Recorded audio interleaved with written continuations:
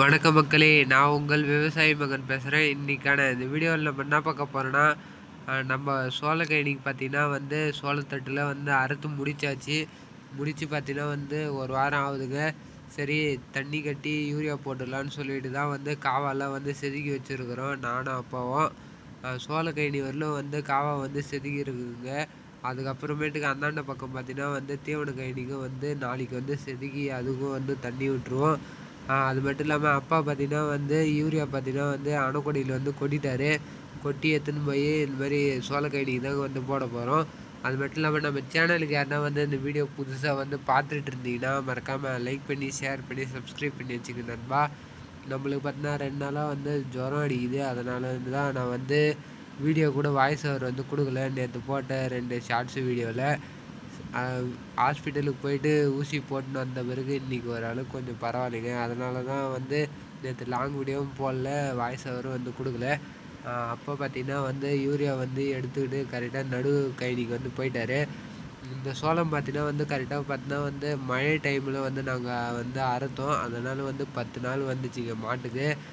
இது பார்த்திங்கன்னா ஃபஸ்ட்டு அறுப்பு நாங்கள் அறுத்து முடித்தாச்சு.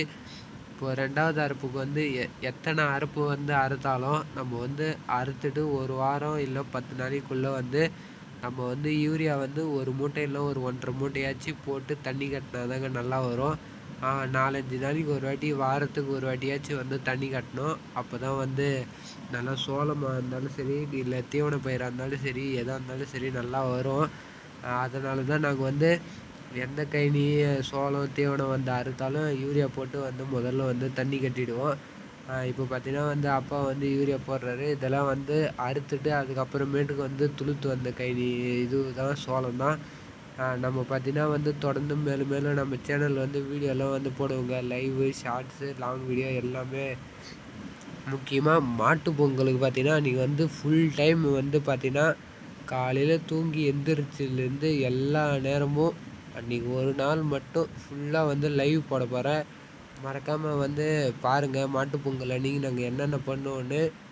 காலையில் தூங்கி எந்திரிச்சிட்டு முதல்ல பார்த்தீங்கன்னா பால் கறந்துட்டு அதுக்கப்புறமேட்டுக்கு மாட்டுக்கெல்லாம் தண்ணி காமிச்சு கட்டிட்டு சாணி வாரி கொட்டி மாட்டு கொட்டெல்லாம் கழுவிட்டு அதுக்கப்புறம் மாடு குளிப்பாட்டி மாட்டுகளுக்கெல்லாம் கயிறுலாம் மாற்றிட்டு அப்புறம் மாட்டுடைய கொம்புக்கெல்லாம் பெயிண்ட் அடிக்கணும். பெயிண்ட் அடித்து எங்கள் குலதெய்வ மாடு ஒன்று இருக்குது, மகராசின்னு சொல்லுவோம். எங்கள் வீட்டிலே வயசான மாடு, அந்த மாடு தான். அந்த மாடு கூட்டின்னு நாங்கள் படையல் போட்டு அதுக்கப்புறமேட்டுக்கு எல்லா மாட்டுக்கும் படையல் கொடுத்துட்டு சாயங்காலம் 6 மணி ஆச்சுன்னா எங்கள் ஊர் கோவில் ஒன்று இருக்குது. அந்த கோவிலாண்ட ஓட்டின்னு வர சொல்லுவாங்க மாடுகளை. அங்கே ஒரு மாடு ஒரு கன்றுக்குட்டி மட்டும் ஓட்டின்னு போய் இந்த மாதிரி தண்ணி இறைப்பாங்க. மஞ்சள் தண்ணி, பொலி தண்ணின்னு சொல்லுவாங்க. அது அந்த தண்ணிலாம் இறைப்பாங்க. அந்த தண்ணி எல்லா மாட்டுக்கும் இறைச்சிட்டு அதுக்கப்புறம் சாமி கும்பிட்டு மறுபடியும் மாட்டை பிடிச்சிட்டு வீட்டில் கட்டினங்க. அதனால் அன்றைக்கி ஒரு நாள் ஃபுல்லாக சரியான பிஸியாக இருக்கும். வீடியோ போடுறதுக்கு கூட டைம் இருக்காது. என்னுடைய தம்பிலாம் பார்த்தீங்கன்னா என் சித்தப்பா பையெல்லாம் வந்துடுவான். அவங்ககிட்ட தான் கேமராமேனாக ஃபோனை கொடுக்கணும். அவன் தான் நல்லா எனக்கு யூடியூப்பில் எடிட் பண்ணலாம் நல்லா கற்றுக் கொடுத்தான்.